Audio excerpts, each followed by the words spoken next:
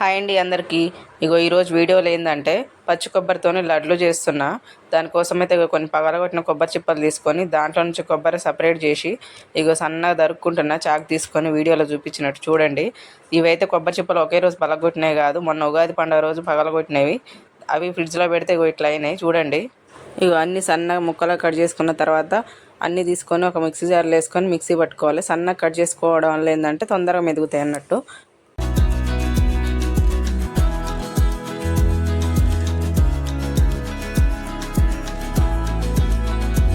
ఇక చూడండి, మిక్సీ పట్టుకోవడం అయిపోయిన తర్వాత కొబ్బరి పొడి నేనైతే కొంచెం బరకగానే పట్టుకున్నా.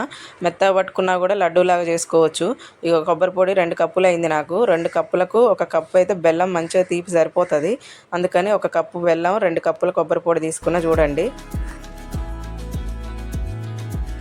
ఇప్పుడు గ్యాస్ వెలిగించుకొని ఒక కళాయి పెట్టుకున్నా. నేనైతే కొంచెం మందం ఉన్నది పెట్టుకుంటే గిన్నె ఏదైనా ఏం కాదు, కొంచెం అడుగంటకుండా ఉంటుంది.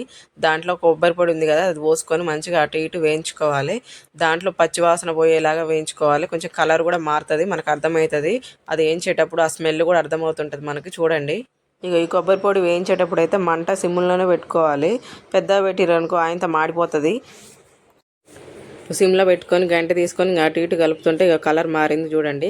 ఇంకా దాన్ని అయితే పక్కా పెట్టుకొని మళ్ళీ గ్యాస్ మీద ఇంకో గిన్నె పెట్టుకొని దాంట్లో కప్పు బెల్లం ఉంది కదా, దాంట్లో వేసుకున్న తర్వాత ఒక చిన్న గ్లాసుడు వాటర్ పోసుకున్న తర్వాత ఇక కలుపుతూ ఉండాలి. ఆ బెల్లం అంతా మంచిగా కరిగేదాకా ఉంచాలి.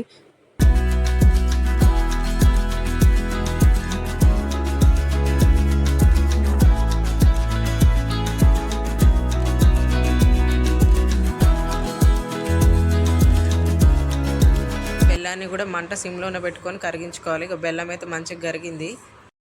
వేయించుకొని పక్కా పెట్టుకున్న కొబ్బరి పొడి ఉంది కదా, దాని అయితే గ్యాస్ మీద పెట్టుకొని గ్యాస్ ఆన్ చేసుకొని ఈ బెల్లం నీళ్ళు ఉన్నాయి కదా, అవి అయితే కొంచెం కొంచెం పోసుకుంటూ ఆ కొబ్బరి పొడి బెల్లం నీళ్ళు రెండు మంచిగా కలిసేలాగా మంచిగా కలుపుతూ ఉండాలి. ఆ పాకం అనేది దాంట్లోనే వస్తుంది.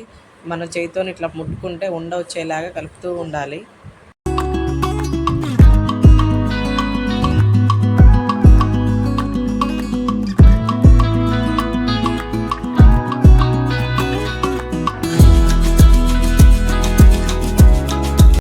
చేతిని పట్టుకొని చూస్తే ఒక లడ్డు లాగా అయింది. లాస్ట్లో కొంచెం నెయ్యి వేసుకున్నాను. నెయ్యి వెంటే వేసుకోవచ్చు, లేకపోతే లేదు. ఇలాచి పౌడర్ కూడా వేసుకోవచ్చు, అదైతే నేను వేసుకోలేదు. కొబ్బరి బెల్లం పాకం అయితే మంచిగా రెడీ అయింది. గ్యాస్ ఆఫ్ చేసుకొని కొంచెం చల్లారిన తర్వాత చేయికి నెయ్యి రాసుకొని ఇంకా లడ్డూలాగా చుట్టుకోవడమే. ఇక మావాడైతే ఇయ్యమని ఏడుస్తూ ఉండి పక్కన గుంజుతుండు చూడండి. మనకి ఏ సైజులో కావాలంటే ఆ సైజులో ఈ కొబ్బరి లడ్డులు చుట్టుకోవచ్చు.